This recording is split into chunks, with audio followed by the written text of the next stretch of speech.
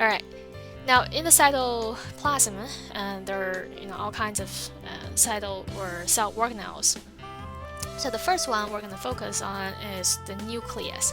The nucleus is very important, and that's because it contains the cell's genetic material, which is DNA. Okay? So when you look at the nucleus, that's kind of what it looks like, right? Spherical structure, and it's enclosed by a double membrane over here, and that's called a nuclear envelope or nuclear membrane. It's the same thing. So this is the nuclear envelope.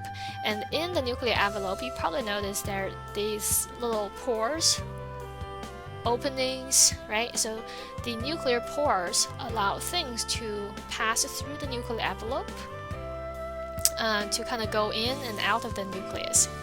Now, it's very important because there's a lot of exchange in materials between the nucleus and the cytoplasm. For one thing, when we talk about gene expression, you will learn that we actually mentioned this a little bit in the last chapter. You need to transfer the genetic information from DNA to mRNA, right? So it happens inside the nucleus. But the mRNA, the messenger RNA, has to come out of the nucleus and deliver that information to ribosomes in the cytoplasm to produce proteins. So how do messenger RNAs come out of the nucleus? They have to come out through the nuclear pores. Okay? So this structure is actually quite important because with that, things are just going to be stuck in the nucleus. There's no exchange, no information exchange or substance exchange between the nucleus and the cytoplasm. When you look at DNA in the nucleus, they're actually not alone.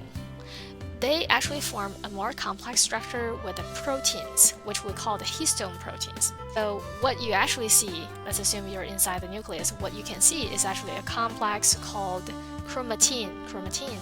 So this complex consists of both DNA and histones. Remember these are proteins. Now, why do we have a protein component? And that's because DNA molecules are very, very long chains, very, very long. So there's a good chance that they may get tangled, and then they break. So you need to provide some kind of support where the DNA can wrap around and be more organized, and they don't get tangled and they don't get destroyed or damaged. Not destroyed, but damaged. Okay? So that's why we have the histone proteins. And they form this complex called chromatin. Now, you might not be familiar with the chromatin, but you probably have heard of chromosomes, right? So for humans, we have 23 pairs of chromosomes, and that's a total of 46 chromosomes. So that's what the chromosomes look like. So what's the difference between chromatins and chromosomes? Now, they're really the same thing. They carry the same genetic information. They carry the same DNA. They're just the same thing in different forms, and they usually show up at different stages. Okay? So this is how it works. Usually inside a cell, it's chromatins. Now, when the cell is ready to divide to make new cells, the chromatins will condense and become a compact form. And when that happens, they become chromosomes. Alright, so when you look at chromatins, it's kind of very thread-like, right?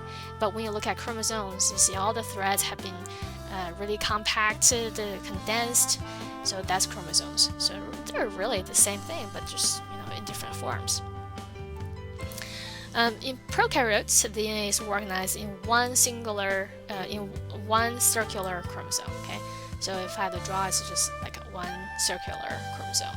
In eukaryotes, chromosomes are more linear structures, right? Linear structure, not circular. And we usually have a specific number for each species. So for humans, then that number is 46 chromosomes. Now for elephants, it will be a different number. For giraffes, again, different number. So the number of chromosomes indicates individual species, different species. Okay, the last structure we're going to talk about for the nucleus is called the nucleolus. So when you look at the nucleus, there is going to be an area that looks a little bit dark. Okay? And this area is where you have aggregations of ribosomal rRNA. Okay? So you see aggregates the ribosomal RNA with associated proteins to assemble the ribosomal subunits. Okay? So this is where the ribosomes are assembled with associated proteins, and these are going to become ribosomes. Yeah. So ribosomes, once they're produced, they come out and they're going to stay in the cytoplasm. Actually, the red dots, those are ribosomes. So these ribosomes are attached to the endoplasmic reticulum. Okay, so these are ribosomes. Now, some of the ribosomes are attached to the ER. Some of the ribosomes may just kind of float freely in the cytoplasm. There's the ribosomes, and there are two subunits, right? So you can see this is the large subunit, and this is the small subunit. So ribosome, remember that it's a complex of protein and RNA. There are two subunits, usually a big one and a small one. Ribosomes synthesize proteins, right? So they will assemble amino acids, put them in a chain-like structure, right? That's the primary structure, the sequence of amino acids, and eventually these polypeptide chains will become proteins. Okay. And this is important information. All cells have ribosomes because all cells need proteins to do different functions, so they have to be able to produce proteins. So all cells will have ribosomes. Now, let's do a quick overview. So different types of cells may have different functions, but for now we learned that all cells will have cell membrane or plasma membrane. Okay? All cells have ribosomes, and all cells have, do you know what's the last one? Right, DNA, the genetic material. Yeah. Okay. Next structure, this is important. This is called a mitochondria. So this is plural. Singular will be mitochondrion. So D-R-I-O-N. So that's the singular. So the mitochondria are known as the powerhouse or energy factory of a cell. So this is where the cell produces the energy that it's going to utilize. Okay. The fuel that a cell is going to use to burn to get the energy is actually glucose. Very important. So once glucose enters the cell, the mitochondria can break down glucose, break down the chemical bonds in glucose, and that will release energy. Okay, so this is how cell can obtain energy from chemicals from glucose. So that process is called cellular respiration, and we have a chapter that will focus on cellular respiration. So when mitochondria break down glucose and release the energy is usually stored because you might not need the energy immediately, right? So it's just like a battery. You can store the energy in battery and then use it later. So the cells are going to store the energy released from glucose, there you go, the energy, to make adenosine triphosphate, which is ATP. So the ATP is like a battery, and this is where the cell stores the energy. But when the cell needs the energy, it will just break down ATP and extract the energy. All right. Okay. Now, what's interesting about mitochondria is that they have their own DNA and ribosomes. All right. Now, inside the cell, the nucleus is not the only place you can find the genetic material. You can find the DNA. Mitochondria are another place that you can find DNA, and they even have their ribosomes. Okay, so that's actually very, very interesting. Okay, next structure, peroxisomes. So peroxisomes are small, round organelles, and they are enclosed by a membrane, but it's only a single layer. Okay, so they carry out oxidation reactions. So usually oxidation reactions, you're using oxygen, right? Most times, oxygen to break down some large biomolecules, and in this case, they break down fatty acids and amino acids. All right, so that's their function.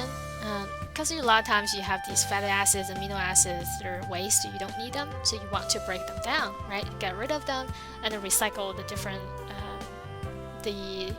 components, like the atoms, and you can use them to make something else. Okay, but the main purpose is to get rid of the waste, and the peroxisome can do the job.